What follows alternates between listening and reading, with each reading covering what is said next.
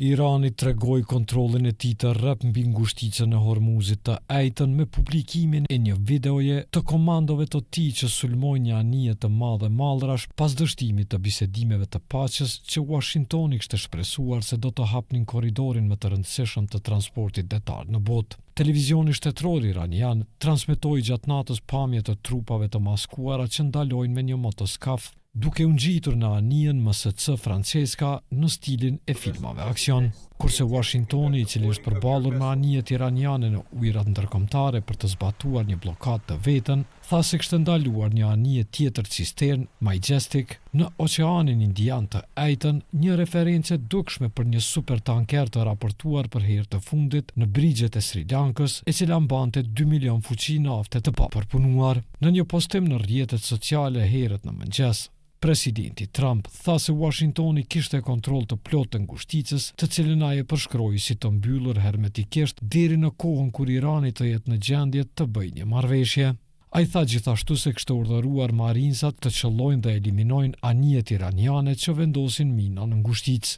Blokada amerikane, megjithatë, nuk e ka ndaluar përdorimin e ngushticës nga Irani, sipas firmës Vortexa që analizon të dhënat, ku rreth 10.7 milion fuqi eksportesh të naftës bruto iraniane e kishin kaluar ngushticën dhe kishin dalë nga zona e bllokuar nga marina amerikane midis 13 dhe 21 prillit. Irani, i cili në mënyrë efektive ka bllokuar ngushticën për anije tjera, që kur SBA dhe Izraeli nisën luftën në shkurt, është lënë nën kontroll të dukshëm të rrugës ujore që kur bisedimet e fundit të paqes u anuluan të martën, disa orë para se të skadonte një arpushim dyjavor. Mes përpjekjeve diplomatike për të rinisur bisedimet e dështuara, një burim i lartë iranian i ka thënë agjencisë së lajmeve Reuters se Irani mund të shqyrtojë pjesëmarrje në një takim në Pakistan, por vetëm nëse blokada amerikane hiqet dhe anijet e sekuestruara iraniane lirohen. Mirëmbrëma dhe mirë se erdhët. Tensionet mes Iranit dhe SBA, rreziku në ngushticën e Hormuzit, përplasjet mes Libanit dhe Izraelit dhe rritja e çmimeve të naftës po sinjalizojnë një moment kritik për sigurinë dhe ekonominë globale. A jemi përballë një përshkallëzimi më të gjerë dhe një krize të re energjetike dhe të sigurisë, e për të gjitha këto do të diskutojmë sonte me të ftuarit tanë, zotin Milazim Koci, analist dhe njohës i politikës së jashtme. Mirë se erdhët zoti Koci. Zonjën Adelina Asani, hulumtuese nga Qendra Kosovare për Studime të Sigurisë. Mirë se erdhët Adelin. Mendu Hysa, gazetar, si dhe zotin Doraet Imeri, politolog. Përshëndetje dhe mirë se erdhët. Atëherë dëgjuam edhe lajmin e fundit, i cili na tregoi se janë sulmuar prapa anijet në ngushticën e Hormuzit, mirë po fillojmë më gjërësisht. A jemi përballë një krize të re globale apo një cikli të zakonshëm tensionesh? Personalisht mendoj që kemi të bëjmë me një konflikt i cili si duket do të zhvillohet në një periudhë më të gjatë kohore, ndoshta jo disa mujore, por ndoshta disa vjeçare. Ka pasur një deklarim të zyrtarëve të lartë amerikanë që pas fillimit të bombardimeve do thotë që kjo luftë do të zhvillohet në etapa, edhe duket që atë drejtim e ka marrë. Synimi i amerikanëve fillimisht ishte që brenda 72 ore të godasin liderët ushtarak dhe civil dhe politik të Iranit, këtë e arritën në masën më të madhe, por konflikti, lufta ka prodhuar një problem të ri, i cili si duket nuk ka qenë i parashikueshëm, i projektuar ngushtica e Hormuzit, do të thotë. Duket që nuk ka qenë në projektimet e amerikanëve që ngushtica e Hormuzit do të dalë si problemi numër 1. Dhe nëse mund të thuhet që deri në këtë moment nuk ka fitues në përballjen Iran-Amerikë, ka një problem të ri, problem shumë i madh, i cili ka shkaktuar gjithë rrëmujën, do thotë ngushtica e Hormuzit, përmes saj transportohet 20% e energjisë botërore të naftës, do thotë, ka shkaktuar, nuk e ndikon në ekonominë amerikane direkt, sepse amerikanët nuk varrin nga nafta e Iranit, as i xhivit persik, ata janë vetë mjaftueshëm, por ka rritur çmimin në bursat botërore për shkak të efekteve tjera, do thotë nga 60 ka shkuar në $100. Dhe mendoj që ngushtica e Hormuzit momentalisht është problemi numër 1, dhe pa te i kalimin e këtij problemi, të ngushticës 1, dhe të dorëzimit të uraniumit pasuruar nuk do të ketë ndërprerje të luftës. Dim se një gjë e tillë nuk do të ndodhë së shpejti, sepse bisedimet janë duke dështuar në mënyrë të vazhdueshme. Edhe pse Trump ka deklaruar se ka në kontroll total ngushticën e Hormuzit, zyrtarët iranian kanë thënë që nuk do të dorëzohen. Kjo e bën me kredibil pohimin e ekspertëve që kjo luftë mund të zgjatë shumë. Mund të zgjatë jo me muaj, ndoshta mund të zgjatë me vite, po jo pa ndërprerje, por në etapa do të thotë. Është bërë publik ndoshta para 2 javë një plan i Pentagonit, i cili është dorëzuar presidentit Trump, i cili ka 3 objektiva. Nuk përjashtoj mundësinë që ky do të jetë synimi afat shkurtër i amerikanëve, nuk e di afat gjatë, vështirë është sepse ka shumë objektiva në këtë luftë, cilat besoj gjatë emisionit do t'i zbërthejmë. Por ai plani Pentagonit që është dorëzuar presidentit Trump parashih 3 goditje. Një, eventualisht marrjen e ishullit Karg, që është lehtë ta marrësh, por është vështirë ta mbash, sepse mund goditet nga raketat balistike të Iranit. E dyta është që kjo çfarë duke ndodhur tani, do thotë pika e dytë ka qenë kapja e anijeve iraniane, pamundësimi që Irani të eksportojë naftë. Irani do të thotë 23.7% saktësisht e GDP-s ka prej naftës. Dhe nëse eventualisht blokada e amerikane deri tash nuk është 100%, ka dalje të anijeve iraniane, por nëse zbatohet në 100%, mendoj që Irani në një periudhë disa mujore mund të gjunjëzohet sepse $400 milion shet naftë në ditë. Që 400 deri 500 sillet, do thotë presidenti Trump dje përmend një shifër $500 milion në ditë, ekspertët thonë $400 milion, që do të thotë minimum $12 miliard në muaj. Nëse kjo blokadë zgjat 5-6 muaj, mendoj që do ta lodhë Irani në aspektin ekonomik. Dhe e treta është edhe një pikë në ato synimet e Pentagonit, është që të goditet Isfahani ku fshehet uraniumi pasurum, në vërtet 2 mundësi, një të dërgohen komandos dhe ta marrin atë sasi, por ky operacion supozohet i vështirë, shumë vështirë i realizueshëm. Alternativa është goditja me bombardues B-52 që tashmë janë në gjirin persik, janë rreth ujrave territoriale të Iranit, të groposet ajo hapësirë dhe t'i pamundsohet Iranit që në 10 vite, 20 vite ta shfrytëzojë uraniumin. Unë mendoj që pa lirimin e ngushticës së Hormuzit dhe pa dorëzimin e uraniumit të varfëruar, kjo luftë nuk do të përfundojë. Mund të zgjatet me muaj, mund të shkojë edhe me vite. Adelin? Unë fillimisht është ta kisha bën një lexim më të përgjithshëm, sepse nuk e shoh këto të izoluar në zhvillimet globale. Ne për një periudhë të gjatë kohore jemi të diskutuar që në fakt janë të ndryshuar edhe vetë rendin ndërkombëtar, dhe këto e shoh si vazhdim të rendit të ndryshimit të rendit ndërkombëtar, apo edhe të sfidimit të rendit ndërkombëtar, ato që e kemi pa në Venezuela dhe në një farë formë është vazhdimësia e asaj që po e shohim në Iran. Lufta në Iran, pastaj kjo ta bën që nuk është e izoluar dhe nuk mbetet e izoluar. Këto e kemi diskutuar dhe më herët, nëse fillon një luftë në Iran, kjo nuk ka më mbetë e izoluar, duke u përshkallëzuar fillimisht në shtetet e gjirit persik dhe më gjithsesi në shtetet e linjës së mesme, dhe po ashtu edhe në ndikimet do të jenë të mëdha.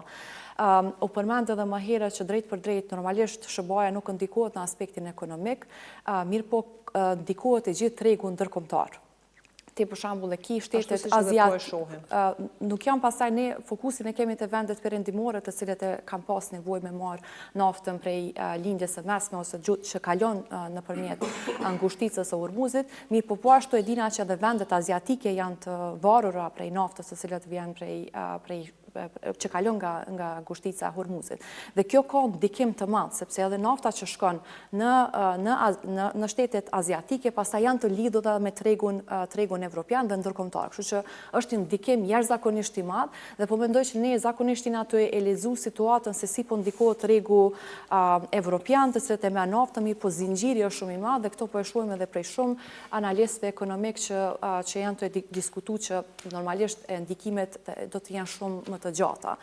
Përfundimin e luftës nuk e shoh po ashtu shumë të thjeshtë, për arsye sepse ato që u përmend më herët objektivat, mendoj që objektiva këta më janë teknike se si mundet me ushty lufta. Mirë po, ato të cilët e kemi dëgjuar edhe nga SBA kanë qenë objektiva të shumta për fillimin e luftës. Dhe asnjëherë të paktën leximi im edhe leximi i shumë analistëve të tjerë është nuk ka qenë një objektive sakt që nga fillimi i luftës. Ndoshta nga perspektiva amerikane ka qenë e sakt,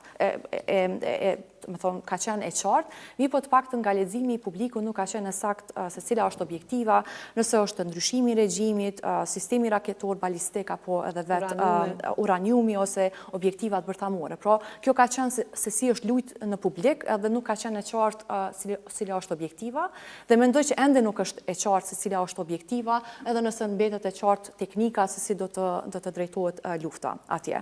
Mirë po të paktën në bisedimet e fundit në që kemi po, objektiva kryesore e SBA-s mbetet uraniumi, që për të paktën nga leximin nga Irani është që edhe nëse do të ketë pajtime për uraniumin, ata e shohin që fillimisht duhet të jetë lirimi i blokadës në Hormuz. Tash unë mendoj që këtu ka probleme të shumta se si mund të përfundoj lufta. E para është në Shtetet e Bashkuara të Amerikës vetë lufta nuk ka një popularitet shumë të madhe. Dina që është një përqindje e madhe e popullatës që nuk e përkrah luftën që po ndodh në Iran dhe larg asaj që mund të ketë po ashtu një ballafaqim ose një ndërhyrje toksore në Iran që kemi diskutuar më herët është duke u diskutuar që do të jetë një problematikë shumë e madhe. Pastaj edhe për Iranin vet, vazhdimi i luftës mund të hyjë në punë edhe vetë regjimi, sepse ne e dina që regjimi sado që ka një konsensus për me vazhdu luftën, brenda është shumë i dobësum. Ka qenë i dobësum para fillimit të luftës, ku ka shumë protestues që janë kundër regjimit, këto e kena pa më herët. Mandej regjimi tani për me shty protestuesit e ka një legitimitet që unë jam në luftë dhe kushdo që del me protestu kundër meje i shëben Izraelit apo SBA-s. Domethënë e ka një lloj legitimiteti për me shtyp secilën opozitale të themi ose protestues. Prandaj ndoshta jo një luftë të cilën e kemi pa deri më tani, po për Iranin mundet me qenë ose i hyn në punë për me vazhdu një lloj armpushimi me Shtetet e Bashkuara të Amerikës, sepse të paktën lufta që është zhvilluar deri më tani jashtëzakonisht shumë e ka dobësuar vetë Iranin. Sado që Irani është duke u munduar me tregu që është i fuqishëm, që ka një konsensus të brendshëm, mirë po është e shkatruar nga brenda. Dhe nëse arrihet një paqe, ky regjim ka me qenë shumë vështirë për me mbet në kamp. Kështu që nëse rishojmë edhe zhvillimet e brendshme, sepse edhe ka ndonjë mundësi që regjimi të bjerë në Iran? Në afat të gjatë, po. Në afat të gjatë nëse përfundon lufta, në afat të gjatë regjimi ka me u ballafaqu me probleme të brendshme. Nëse i shohim për shembull ka shumë intervista të cilat janë bërë edhe prej CNN-it edhe prej BBC-s me popullatën atje, e tregon që nuk ka qenë kjo që kanë shpresuar fillimisht administrata Trump që ka menduar që ndoshta ndrohet regjimi brenda për brenda Iranit. Ka qenë kjo një lloj strategjie që kanë shpresuar që do të ndodhë. Mendoj që jo nis edhe këtu me paralelet apo analogjia është bërë edhe me vetë në Venezuelën, sepse vetë janë protestues aty dhe ka mund ndryshuar lehtësisht regjimi sepse vetë protestuesit janë. Po ne e dini që brenda në Iran nuk është një, do të them, popullata nuk është unanime kështu kundër regjimit. Ka edhe shumë prej popullatës së cilët e përkrahin regjimin. Mi po brenda aty shihet që për shembull që për mua është edhe rëndësishme me pasi analizën ndoshta e situatës, ka disa persona brenda në Iran që e përkrahin luftën kundër SBA-s, disa për shkak që janë kundër SBA-s, ndërsa të tjerët të cilët e shohin që kjo është një formë me e penalizu vetë regjimin. Ka shumë divergjencë brenda popullatës aty, bjen po në afat të gjatë, me një krizë, tash ne kemi pa para luftës ka qenë një krizë ekonomike, kjo krizë është hedhuar edhe më shumë për shkak mbylljes së ngushticës së Hormuzit, për shkak të sulmeve që bën nga Shtetet Bashkuara të Amerikës, vetë regjimi është dobësuar dhe më tej edhe vetë gjendja ekonomike është dobësuar më shumë. Kështu që në afat të gjatë mendoj që regjimi ka me pas jashtëzakonisht të vështirë me mbet në kamp. Kështu që me një farë forme regjimi ndoshta nuk Irani në fakt ka qenë një lloj krize ekonomike edhe para fillimit të luftës. Për shkak se ka pas madje ka qenë edhe mungesë të ujit e shumë gjëra tjera kanë ndodhur brenda Iranit edhe para se të fillojë lufta. Sigurisht tash kriza është shumë e thellë. Andaj po e them që në afat të gjatë, nëse arrihet një lloj paqe me SBA-t, ka me pas shumë të vështirë në afat gjatë për me mbet në këmbë regjimi. Kështu që një lloj dialogu që nuk bëhet, që nuk arrihet një paqe shumë e shpejtë, po e mban këtë frymën e frikës brenda në Iran, e mundson regjimin për me mbet në këmbë. Kështu që unë mendoj në afat të gjatë regjimi ka me ra. Dhe kjo është nështa një lloj strategjie dhe SBA-s në afat të gjatë që thot ndryshimi regjimit, nështa jo në formë të menjëhershme, po në afat të gjatë regjimi vetë ka me u fundos për shkak që nuk ka me mujt me i bo ball qoftë aspektit ekonomik, po edhe të legitimitetit që nuk ka me mujt me u thirë në këtë ideologji të paktën që ka për momentin. Doret, ti? Unë mendoj që për ta trajtuar, do theja, si duhet problematikën, natyrisht më pajtohem me parafolësit, unë konsideroj që duhet parë nga shumë perspektiva situatën, sepse unë konsideroj që është pothuajse e pamjaftueshme të shpjegohet rrethana aktuale dhe zhvillimet e atjeshme pa përfshirjen e shumë faktorëve, do thoya elaborues në analizë. Nga geopolitika, të analiza politikës së jashtme, pastaj të politikat rajonale, të rendit ndërkombëtar në veçantë të siguria globale, dhe aktorë të tjerë të branshëve të jashtëm, që janë faktorë përcaktuese në këtu përfshihet edhe ekonomia, e përmenda edhe ekonomia globale dhe recesionet potencialet që mund të vijë. Çfarë është evidente është se lindja mesme është treguesi ideal se si rendet ndërkombëtare mund të sfidohen. E para, e dyta se si teoritë politike nuk arrin të përshkruajnë si duhet, do thoya, kornizat e tyre teorike. Dhe e treta është se kemi hyrë në një fazë tranzicioni nga një rend relativisht stabil që kemi pas paraprakisht, do thoya, sidomos pas shambjes së murit të Berlinit, konsolidimin e lidhjes së kombëve të bashkuara, dhe në një rend tashmë tërësisht të fragmentuar dhe multipolar, kur faktorët rajonal bëhen përcaktues pastaj edhe për zhvillimet globale. Sot një konflikt rajonal mes Izraelit dhe Iranit absolutisht paraqesin sfidë të sigurisë globale, sepse shkalla e implikimit të tyre në ekonominë botërore, por edhe në pasiguritë të tjera, dhe sidomos përfshirjen edhe aktorëve të tretë dhe ndezje zjarrësh edhe për vende të tjera ose konflikte të tjera potenciale, tregon se rendi ndërkombëtar është për brenda një farë situate tepër fragmentueme dhe në të cilën mekanizmat ndërkombëtar janë vetëm vrojtues tepër pasiv dhe nuk kanë gjë në dorë. Kjo është çështja e parë. Çështja e dytë është se ne këtë nuk mund ta shohim thjesht si një konflikt bilateral ose dypalësh ose potencialisht dy krash, Izrael shërban në një anë dhe Irani dhe njësitë e saj në përvend proksitë e saj në përvende të tjera në anën tjetër. Këtë duhet ta shohim pastaj edhe në kuadrin të kontrollit ndërkombëtar të kanaleve kryesore të qarkullimit, pastaj do ta shohim edhe nga liria e navigimit dëtar, sepse ne këtu flasim për një ngushticë që ka një hapësirë të qarkullimit të garantuar dhe e cila në të njëjtën kohë është e ndaluar, si ta themi, ose e minuar ose e paqashme për anijet, do thoya dhe tankeret e tjerë. Dhe fundi që është e rëndësishme është se tash ne kemi përmes saj në fakt ne kemi përcaktuar rrezikun edhe për, do thoya, arkitekturën e sigurisë globale, sepse kjo tashmë na jep indikacione të qarta se paqëndrueshmëria çfarë është tash, siç e thanë edhe më herët kucit Adelina, është se kjo do të na shoqërojë edhe për një të ardhme të parashikueshme. E para, e dyta, mënyra se si po zhvillohet konflikti, nganjëherë nuk është e rëndësishme se çfarë ndodh tash, por është e rëndësishme se do të përcaktoj këtë pastaj në mënyrën e ndërtimit të paqes nëpër shoqërisë postkonfliktuese. Unë tash them me bindje të plotë që në rajon nuk mund të ketë paqe të qëndrueshme edhe për një të ardhme shumë të parashikueshme dhe shumë vjeçare, sepse konflikti planifikohet të përfundohet shumë shpejt. Objektivat për momentin nuk dihet se cilat janë, madje ndoshta edhe për një pjesë të madhe të vendimmarrjes amerikane.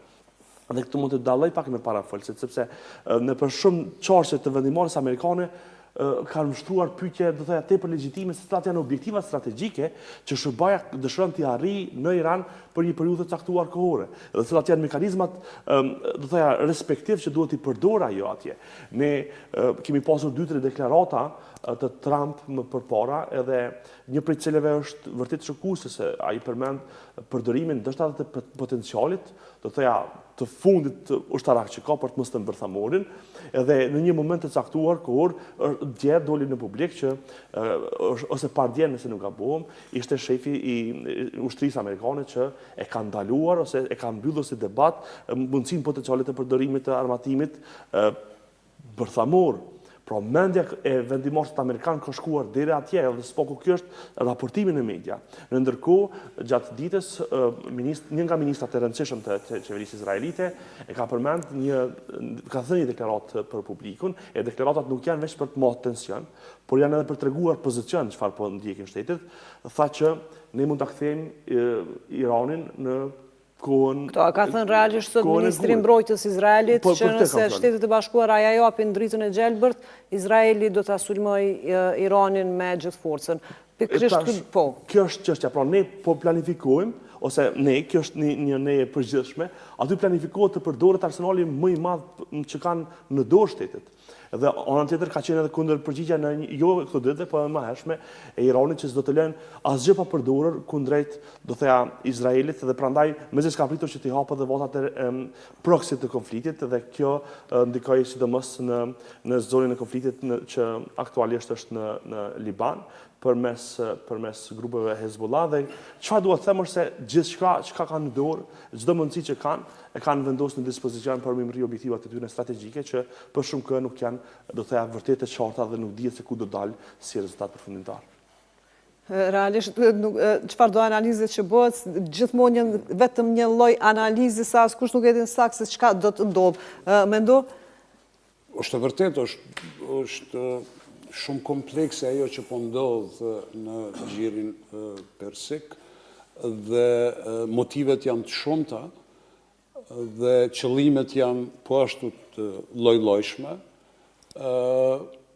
por unë mendoj që me vrasjen e liderit suprem, Ali Hamneit,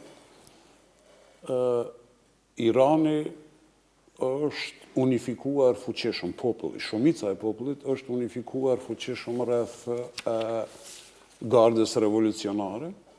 E dim që garda revolucionare është mbi ushtrinë iraniane, pra është në vendimarrje krejtësisht e pavarur, dhe aty janë të pozicionuar njerëzit të cilët kanë ide ekstreme dhe janë ekstremist në qasjet e tyre karshi kundërshtarit, këtë rast të Izraelit dhe Shteteve të Bashkuara. Gjithçka mund të prodhoj gjiri persik, mund ky konflikt edhe të shpërndahet, edhe të përfshi shumë shtete të lindjes së mesme, dhe për mua është shumë problematike sepse jetojmë në një kohë ku zyrtarisht dihet se janë 9 shtete që kanë koka bërthamore, dhe vetëm Shtetet e Bashkuara dhe Rusia kanë mbi 9.000 koka bërthamore, dhe shtetet të tjera, prandaj është shumë me rëndësi se si navigon diplomacia globale dhe se si navigojnë të fuqishmet në këtë hapësirë, cila është jashtëzakonisht e ndijeshme. U pa se Irani nuk është kundërshtar i lehtë për të mposhtër, sepse posedon një arsenal të jashtëzakonshëm të raketave balistike, posedon dikun mbi 400 kilograma uranium të pasuruar mbi 60%. E dihet që shumë vështirë të arrihet 60%, se sa 90% ku mund përdoret pastaj për koka bërthamore. Dhe kusht kryesor është pra programi bërthamor, është si kusht, është hapja e ngushticës së Hormuzit, dhe Irani po kërkon edhe dëmshpërblim nga Shtetet e Bashkuara dhe Izraeli për dëmet e shkaktuara gjatë bombardimeve. Është një pozicion shumë i vështirë, iranianët po refuzojnë të paktën deri sot, ka njoftime se nesër mund të paraqiten në Islamabad për negociata. Këtu ka një rol të fuqishëm të Pakistanit, i cili është duke luajtur një rol pozitiv në kuptimin e afrimit të kundërshtarëve, dhe mbetet të shihet se çfarë do të ndodhë. Por nuk duhet harruar se Irani po dëshmon se është një civilizim i cili e ka një ndjesi të lartë vetë sakrifikimit dhe kjo pastaj e vështërson punën e arritjes së një marrëveshje eventuale. Ne shpresojmë, sepse refleksionet do të vinë edhe te ne, edhe ne do t'i ndijmë pasojat e bllokimit. Ato tani më po ndihen, jo vetëm të ne, Do po të në ndihen me gjithë të globin madhe, dhe do ndihen edhe më sepse shumë. sot ka për shembull një paralajmërim të Bashkimit Evropian, i paralajmëron qytetarët e vet që të kenë kujdes mos të rezervojnë bileta avionesh, udhëtimesh, si tash fillon edhe sezoni veror, për arsye të mungesës së madhe të kerozinës. Nëse nuk gabojmë, dikon Lufthansa 20.000 fluturime i ka anuluar. Pra, nëse kjo vazhdon, do të ketë probleme edhe me ushqim, Brenda 6 javësh, madje është problem. Do të ketë probleme të jashtëzakonshme sa i përket energjisë. Prandaj, shpresoj që të arrihet një marrëveshje dhe të hapet kanali apo ngushtica e Hormuzit që do të mundësonte tankerëve që bartin naftë që të furnizojnë shtetet të cilët varen, sidomos lindja e largët varet nga nafta e Iranit, pastaj Kina dhe shumë të tjera. Është një rëndësi të veçantë për njerëzimin që të arrihet një paqe e qëndrueshme, për ndryshe gjitha opcionet, nëse nuk arrihet një marrëveshje, gjitha opcionet mund të jenë të hapura, konflikti mund të zgjerohet, mund të kemi akter të ri, pos atyre proksi që i përmendi Dorajeti, mund të kemi edhe shtete tjera që mund të involvohen pastaj dhe pikpyetje të mëdha pastaj se çfarë mund të ndodhë. Deri më tani e kemi parë që të gjitha përpjekjet diplomatike të mos themi kanë dështuar totalisht, mirë po kanë dështuar përveç se janë arritur disa armëpushime të cilat në mënyrë konstante prishën. E kemi edhe anën tjetër, e kemi Libanin edhe Izraelin. Kur kanë fillu bisedimet në Pakistan, këto kanë qenë të gjitha të ndërlidhura. Mirë po tani, nëse e shohim Iranin si qendër të tensioneve, gjithsesi duhet ta përfshijmë Izraelin, sepse dim që Irani është kërcimi kryesor për Izraelin. Sa janë mundësitë që të ndodhë me të vërtetë që ta sulmoj edhe Izraeli Iranin dhe të zgjerohet konflikti? Izraeli ta sulmoj Iranin, apo? Po. Sonte e tha. Po e tha, po sa janë mundësitë reale, a mundet që të tani, a është luftë propaganduse për ta friksu kundërshtarin, apo vërtet synojnë të e kam vështirë, ta thëmë besoj që e ka vështirë çdo vëzhgues, si shumë çka tjetër. Por, desha them që kriza, do thotë, dy çështje kanë dalë si... Sepse e bën të ndarë, do me thonë administrata, Trump tha që bisedimet Pakistan-Izrael do të bëhen ndarazi dhe Iran shë bëhen ndarazi. Po, por ajo që është esenciale, unë mendoj, është që dy çështje kanë dalë, do të thotë, një goditjet ajrore të Izraelit dhe të Shteteve të Bashkuara, është dëshmuar që ka limite. Do të thotë, nuk mund të mposhtet kundërshtari vetëm me goditje ajrore, mund ta zhdukësh, po ai nuk është qëllimi i Shteteve të Bashkuara, as të Izraelit ta zhdukin Iranin, do të thotë, se shkaktojnë një problem edhe më të madh, shkaktojnë kaos dhe destabilitet në krejt rajonin. Ngjashëm ka qenë edhe në Jugosllavi, edhe në kohën kur është bombardu Serbia. Goditjet ajrore nuk kanë qenë ato që e kanë detyruar Beogradin dorëzor.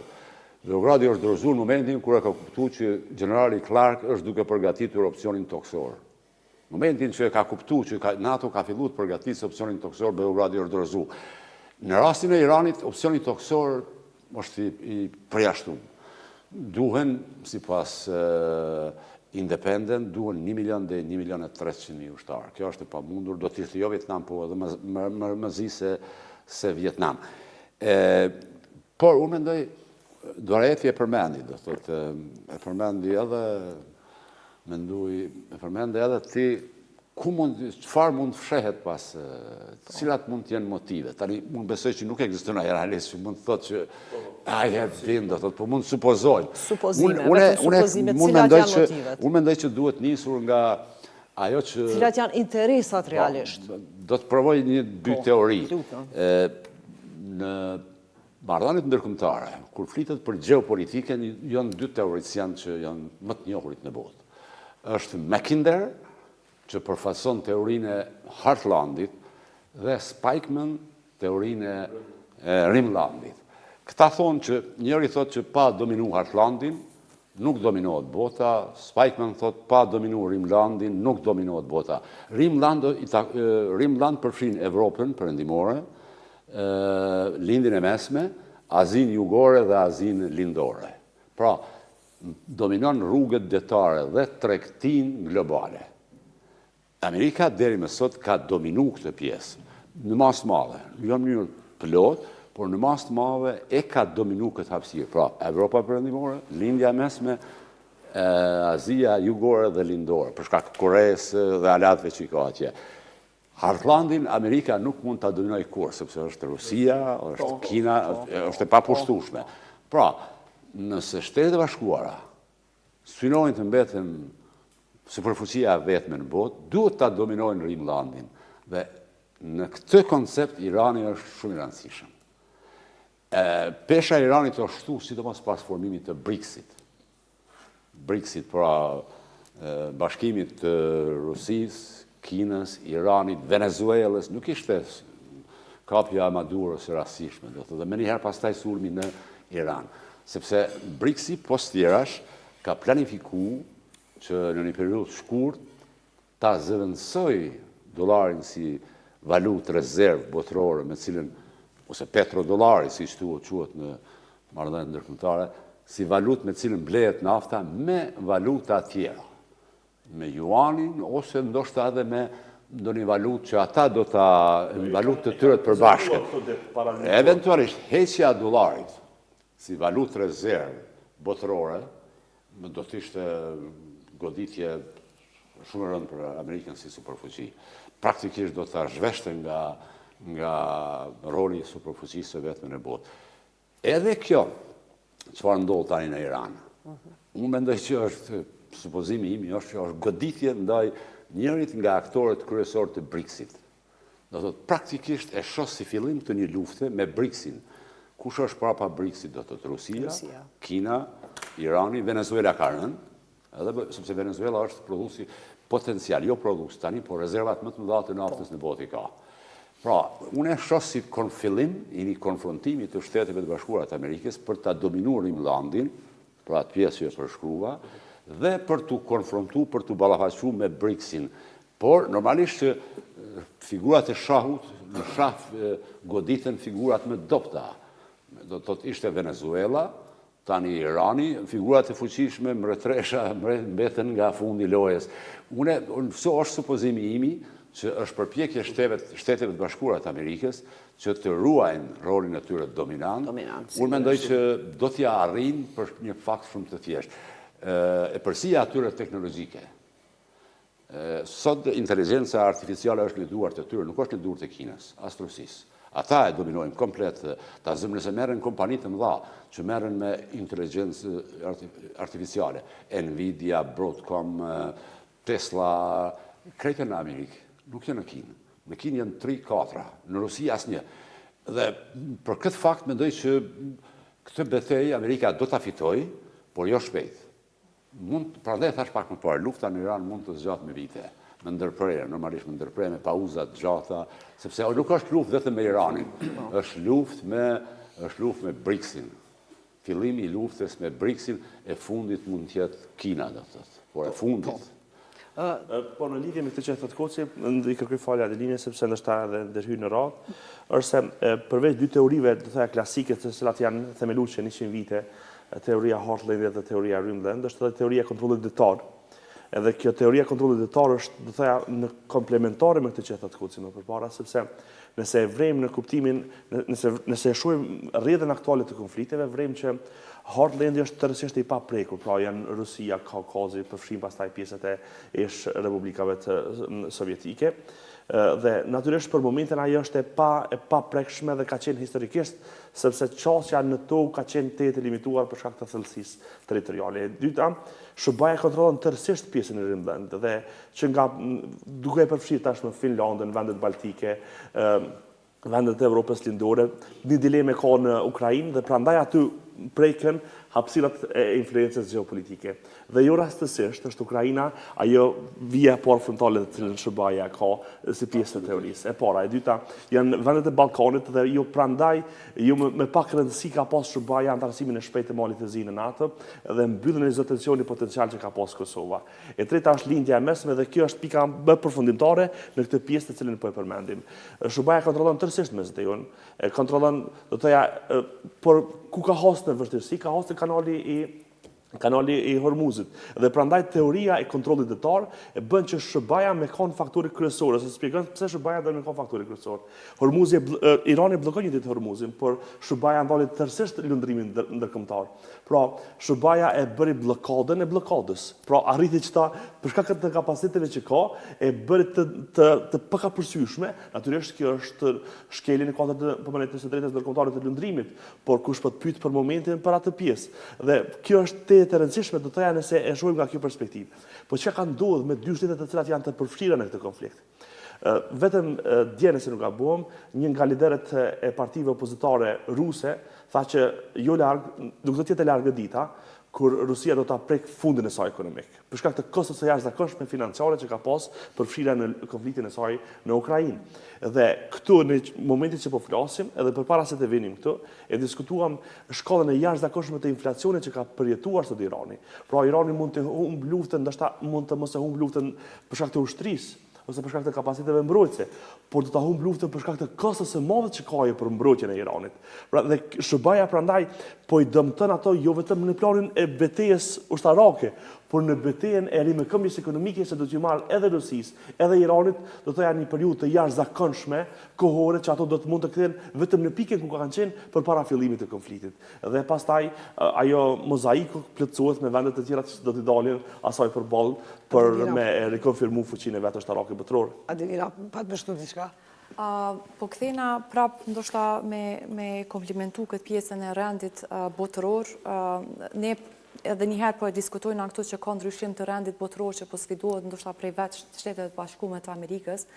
Mirë, po para kësaj ka pasur shtetet të tjera që nuk kanë qenë të kënaqura prej sistemit të ndërkombëtar të ndërtuar. Për shembull, kiti vetë Putini ku në vitin 2007 në konferencën e Munihut me një farë forme i dal kundër sistemit të ndërkombëtar. Dhe pastaj kemi pasur edhe Kinën, të cilët nuk kanë qenë të kënaqura. Dhe me një farë forme është kjo konfrontimi ose sfidimi i normave ndërkombëtare ose rendit të ndërkombëtar. Do në mendoj që jo detyrimisht do të shkojnë në ndryshim të rendit të ndërkombëtar, po sfidohem, ndoshta këto do të fuqizohen. Po para kësaj çka kena pas, ka qenë një lloj pakënaqësie e shumë aktorëve ndërkombëtar rreth sistemit ose rendit të ndërkombëtar. Po duhet me u lidh edhe me pjesën që u përmend ndoshta kjo mundet me qenë një lloj sulmi kundër BRICS-it, me pajtona, mirë po këtu nëse mundem me lidh është me pa Kinën mbrapa, sepse unë mendoj që problemi kryesor po mundet me qenë kundër këtyre shteteve, mi po këtu qëndron Kina. Në aspektin që për SBA është po problemi kryesor është Kina.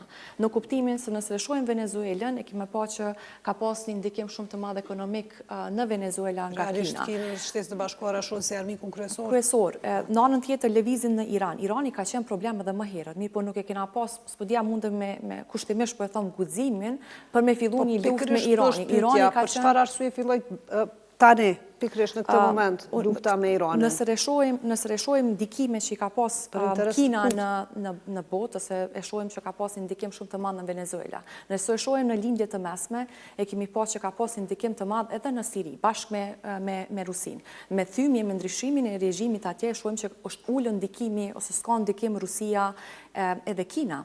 Tash vina te Irani.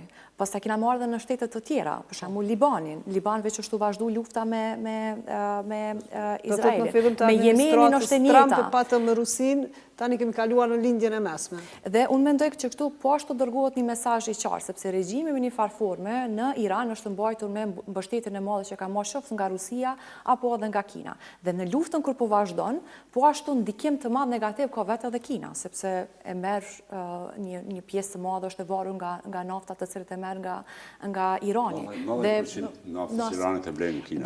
Dhe po ashtu është ndikuar negativisht. Dhe me një aspekt SBA dërgon mesazhin, nëse ti aq shumë bazohesh në Kinë, ku Kina për me të ndihmu. Kina po ashtu është të bëu presion të madh Pakistanit për me mujt me pas një lloj marrëveshje me SBA.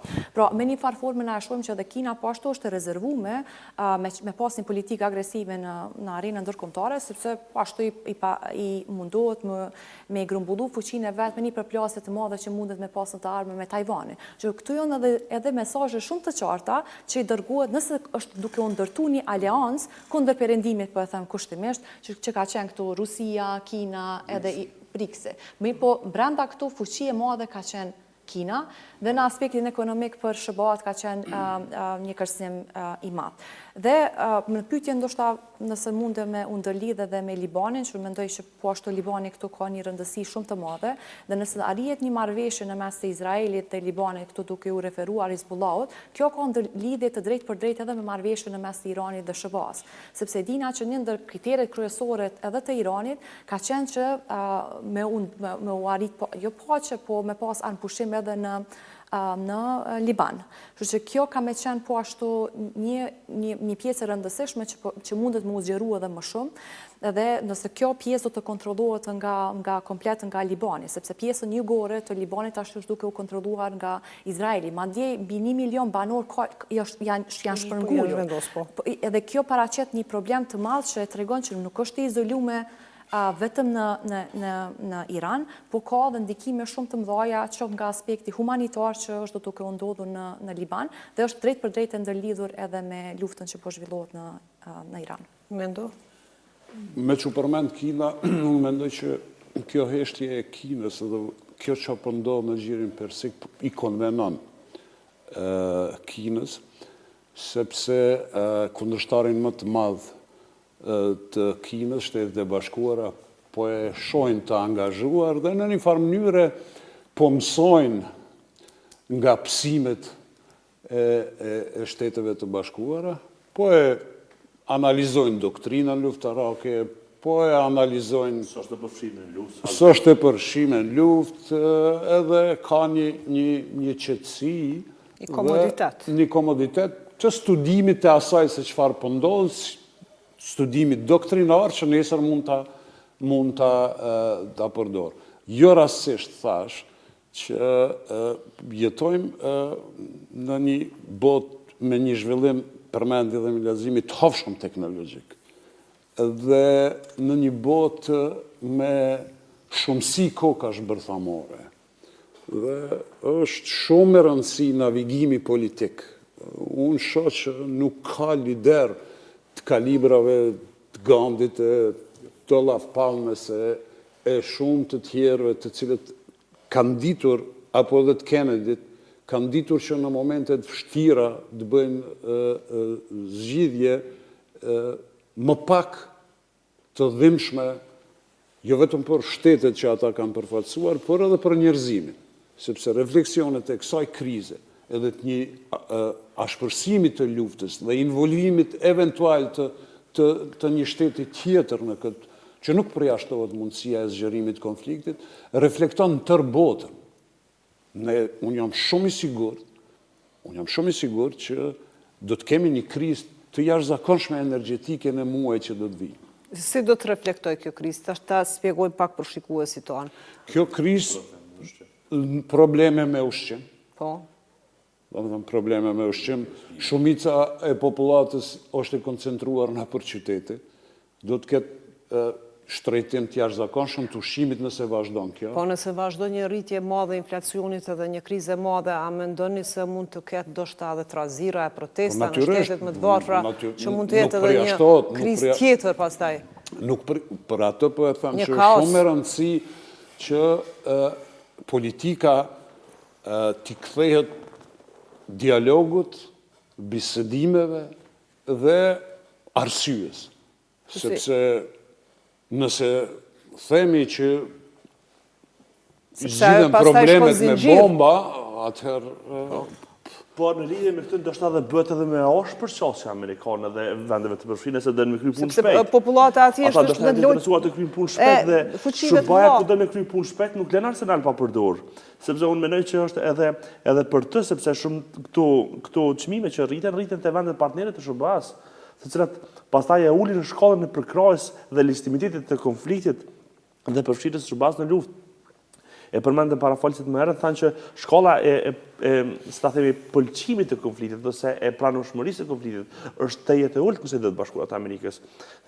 Pikërisht për shkak të këtyre çmimeve dhe pikërisht për shkak të mungesës së një arsye të toja që lidhet ekskluzivisht me përditshmërinë e qytetarëve amerikanë. Unë e di që politika kombëtare nuk bëhet çfarë thot mosa.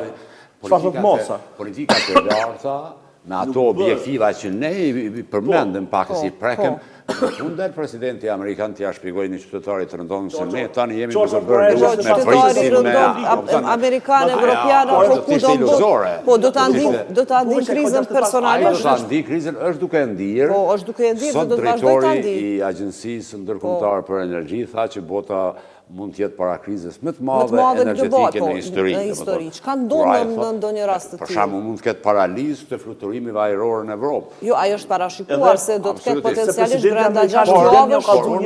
Mendoj që bota nuk do të shkojë deri aty. Nuk mendoj që ky është opsion real. Pse nuk e mendoj? Momentalisht amerikanët dhe izraelit janë duke taktizuar. Sepse koha nuk është duke punu për ta.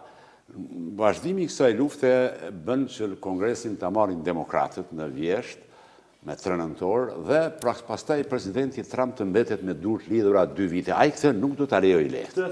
Mund të ndodhë, por nuk do të pajtohet. Çfarë mund ndodhë? Por ne shohim se është duke i ose Irani do të pajtohet me atë çfarë është duke kërkuar Shtetet e Bashkuara, ose në variantin e dytë mund ta godasin fuqishëm Iranin.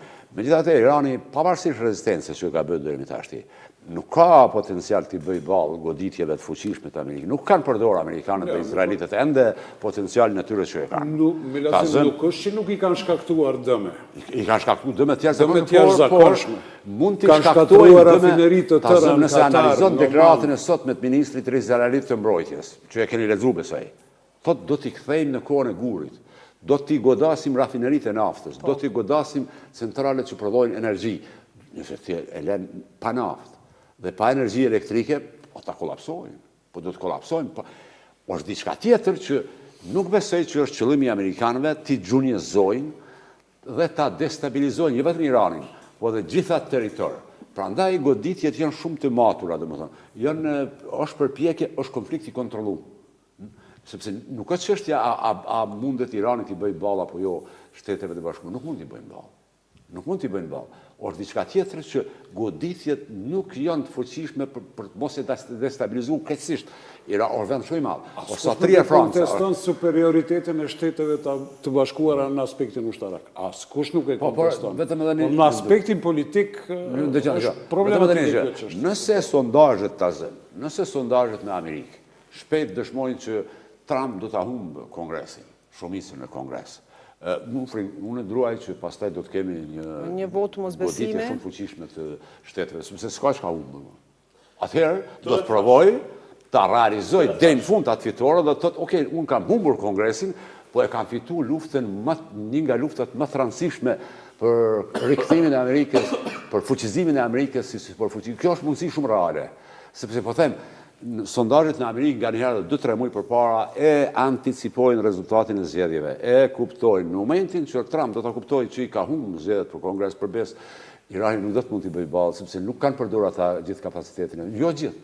Nuk e di tash me përqindje sa kanë përdorur, po si me pincete kanë goditur. E po marr shembullin e ishullit Karg.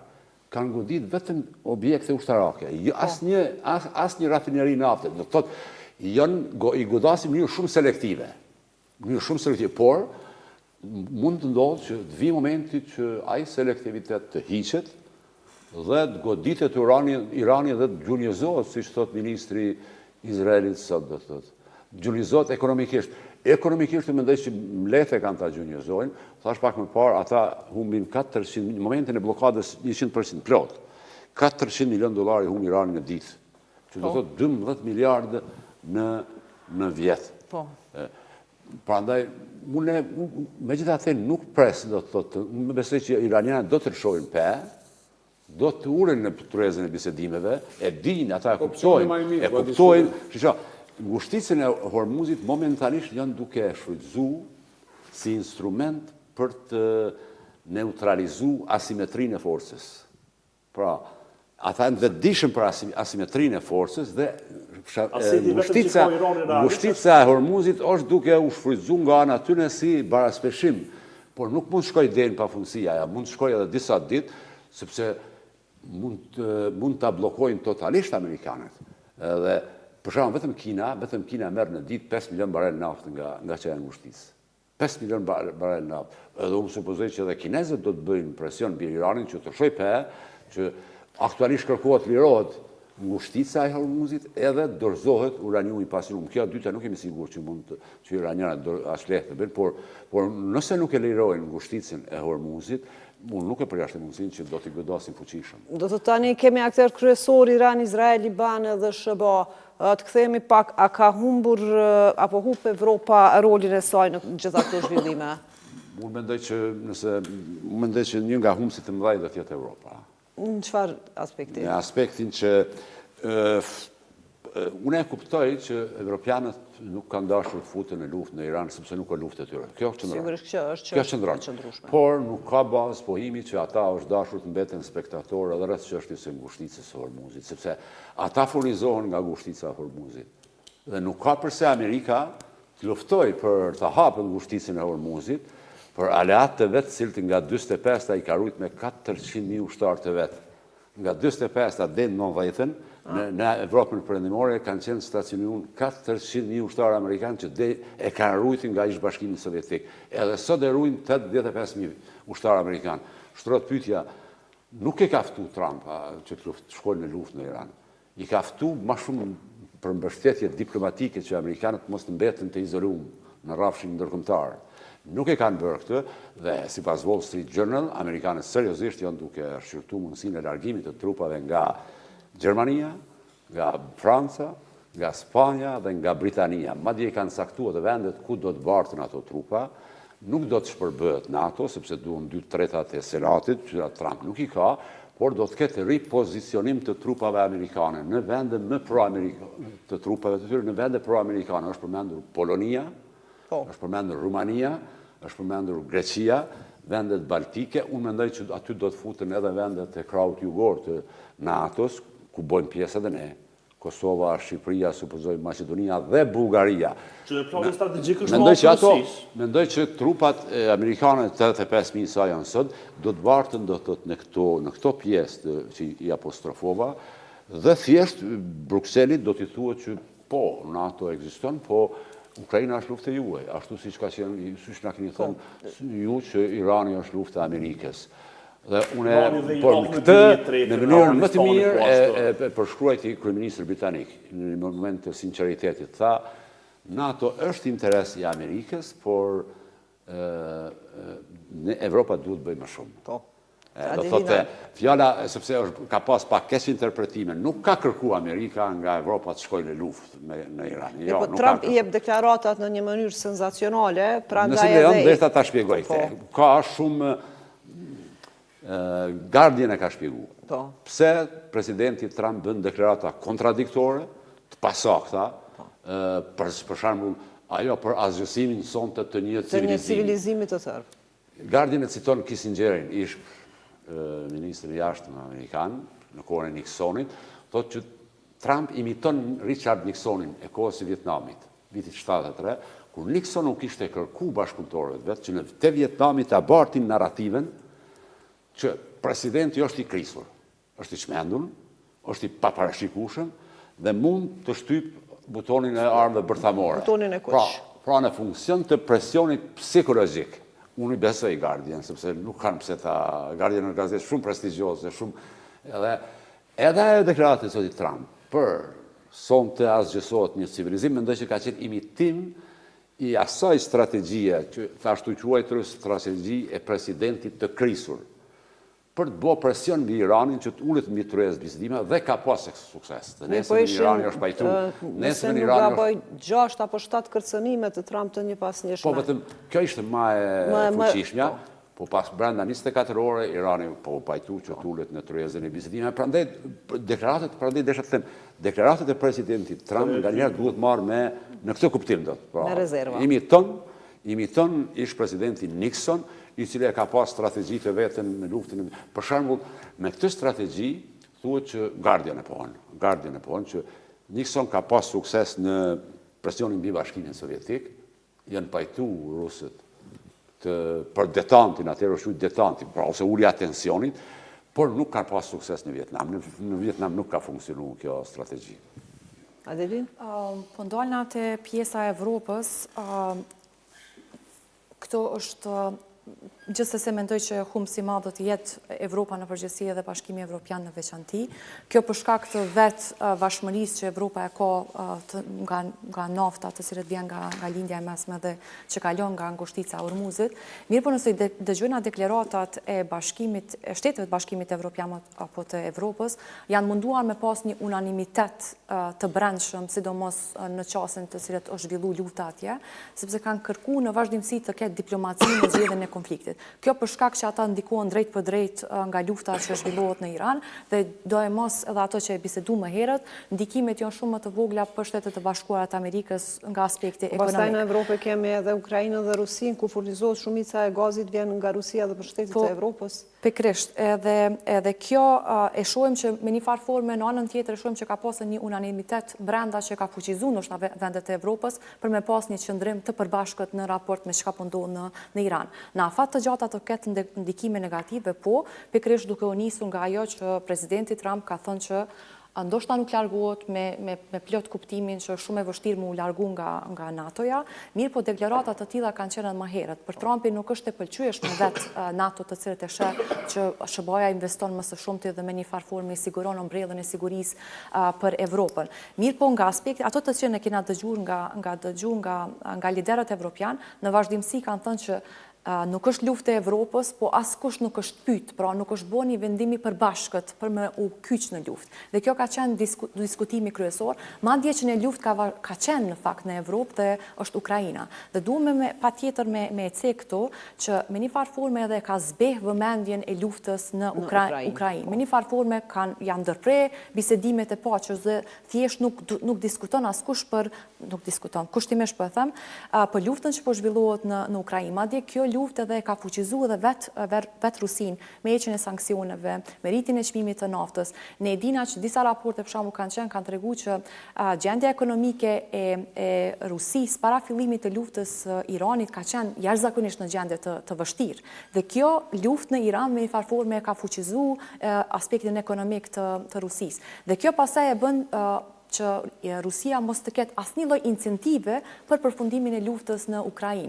Dhe lufta në Ukrainë është jetike, përfundimi i luftës në Ukrainë është jetike vetë për sigurinë e Evropës. Prandaj edhe Evropa gjendet me një farë forme të cilët pa u zgjedhur një konflikt në Evropë, fillojmë një konflikt tjetër dhe pastaj tërhiqet gjithë vëmendja të cilët është në Ukrainë dhe ka insistim të vazhdueshëm që vëmendja të kthehet në Ukrainë. Këto e shohim edhe deklaratat edhe vetë të Zelenskit, edhe pse inteligenca 90 miliard dollar Ukrainës, do të edhe një prej gjërave që janë bërë sot. Po kjo për shkak të ndryshimit të regjimit në Hungari.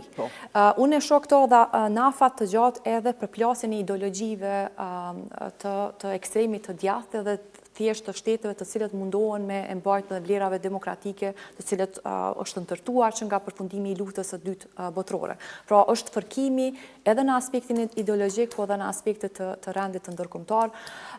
Tjetra është që ka me pas shumë shtete, po ashtu varësisht se si kanë më zhvillu kjo luftë, ka me pas shumë shtete të cilët kanë më mundu me u përfitu nga kjo gjendje, sistemet autoritare të cilët thjesht kanë ambicie për me sulmu shtetet fshinje edhe kanë me shfrytzu këtë situatë.